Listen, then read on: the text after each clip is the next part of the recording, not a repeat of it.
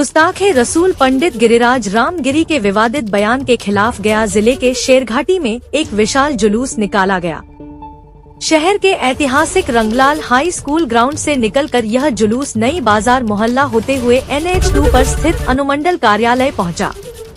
जुलूस में नारेबाजी, बयानबाजी और टिप्पणी पर प्रशासन ने सख्ती से रोक लगा दी थी।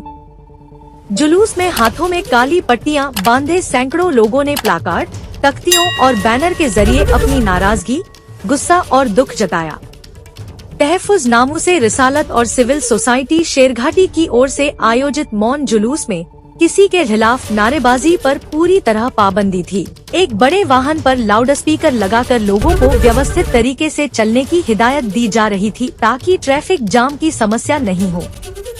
इस दौरान जुलूस के नेताओं में शामिल सैयद वसीम अकरम, मुफ्ती मुख्तार कासिमी, कारी मोहम्मद कुतुबुद्दीन और मौलाना हामिद रजा ने कहा कि संविधान में देश में हर मजहब के मानने वालों को अपने धार्मिक कार्य करने की इजाजत दी गई है। यहाँ सभी धर्मों के सम्मान को प्राथमिकता दी गई है, लेकिन कुछ कट्टर और नफरती सोच वाले लोगों की वजह से पिछले कुछ सालों में देश में ऐसे हालात पैदा हो गए हैं कि कोई न कोई आदमी शैतानी चोला पहनकर कभी हमारे पैगंबर अकरम की शान में गुस्ताखी करता है, तो कभी कुरान पाक के खिलाफ जहर उगलता है या कभी शरीयत में हस्तक्षेप करता है। उन्होंने बताया कि 14 अगस्त को नासिक के एक धार्मिक कार्यक्रम में पैगंबरे इस्लाम हजरत मोहम्मद सल्लल्लाहु अलैहि वसल्लम के खिलाफ पंडित गिरिराज रामगिरी ने अभद्र भाषा का इस्तेमाल किया था, जिससे पूरे भारत ही नहीं बल्कि पूरे दुनिया के मुसलमानों के दिलों को काफी ठेस पहुंची है। उनमें बहुत गुस्सा है। इसको लेकर शेरघाटी अनुमंडल के मुसलमानों ने तकलीफ और गम का इजहार करते हुए अपने हाथों में काली पट्टी बांधी और अपने अपने दुकानों, स्कूलों, मदरसों व कोचिंग संस्थानों को बंद रखा।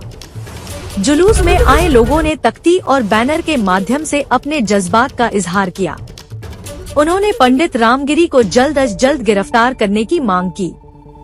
ब्यूरो रिपोर्ट, मगध टुडे, गया।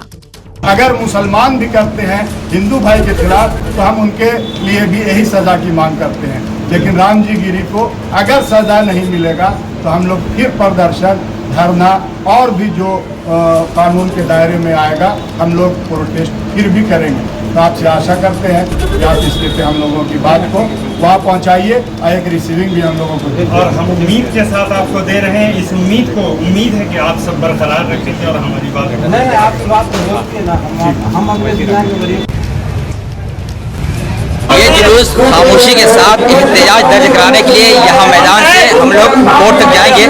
मकसद ये है कि जिसने हमारे नबी के शान में गुस्ताखी की है ताकि मैं सस्ती शोहरत हासिल कर लूँ, वो याद रख ले ये उसकी सस्ती शोहरत बहुत महंगी पड़ने वाली है, क्योंकि इसे पता नहीं कि उस ज़ात के बारे में इसने बात की है जो सारी कायनात के लिए रहमत बनकर आए, जिसने सारी दुनिया को इंसानियत का पैगाम दिया है, अमन का पैगाम दिया है, और उन्हीं की वजह से आज ये दुनिया बाकी है। और वो नबी जो एक ज़माने जब आए थे तो जहालत थी, तारीकी थी और भी बेशुमार गुनाह थे, उन्होंने तमाम चीज़ों के लिए जो पैगाम दिया था उस पर आज भी अमल की ज़रूरत है। आज हमारे मुल्क में ये देखा जा रहा है कि जो चाह रहा है उठ रहा है, कभी इस्लाम के खिलाफ, कभी नबी के खिलाफ, कभी अल्लाह के खिलाफ और कभी कुरान के खिलाफ बोल रहा है। उन्हें ये जानना चाहिए कि अभी इन सब के मानने वाले दुनिया से चले नहीं गए हैं, पूरी दुनिया में बाकी है। जब पूरी दुनिया से उठेंगे तो फिर उसे उठा देंगे। इसलिए उसे चाहिए कि अपनी जबान पर लगाम रखे, वरना ऐसा लगाम लगेगा कि पूरे खानदान भी याद करेंगे।